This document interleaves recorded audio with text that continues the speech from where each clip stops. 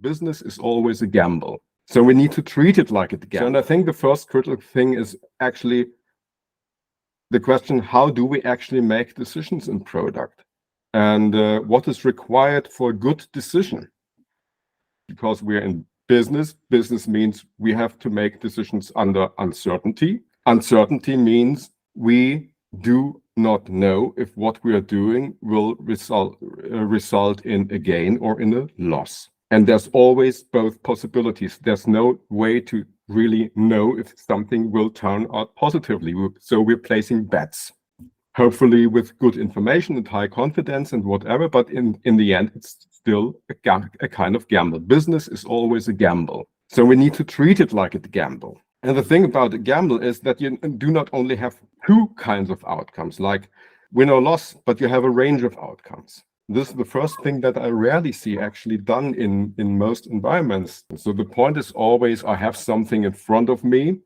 I'm not sure about its outcome, and I need to get some information that makes me more confident in order to either move forward, modify it, or leave it. Getting in more information that I need, that I have now, is not that hard actually. And then it's the question, okay, what amount of information do I need? So how confident or how unconfident am I? The information that I'm trying to acquire in order to make this decision has a value X, because my risk when I do this and it doesn't work is maybe I lose a few high-profile customers, which would amount to a decrease in revenue of several million euros, or I might onboard 10 users less in a month, which is not a high risk. So the effort that I put into acquiring the information, of course, needs to be adjusted to the size of the risk. So next step is I need to get a grip on the range of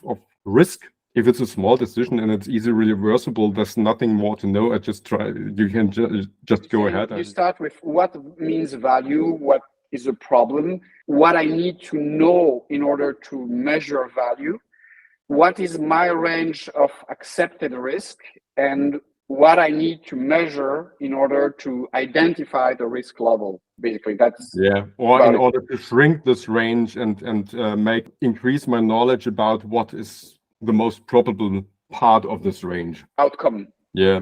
Oh yeah.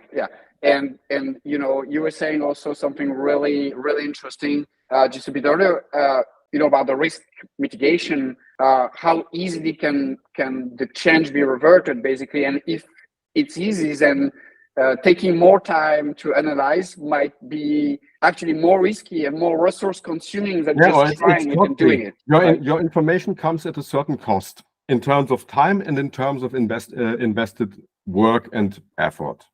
And you want to actually weigh the risk or the range of risk and the probability of the risk against the cost of acquiring information. So putting a lot of effort into acquiring low value information for a small risk doesn't make sense at all. Whereas, of course, if your range is very large still and your risk is very high, it makes a lot of sense to put a lot of work into acquiring this information. A risk that could put you out of business requires different kind of measurement and of diligence, of course, than a risk that, might lead you maybe to a loss of 0.05% of your yearly income.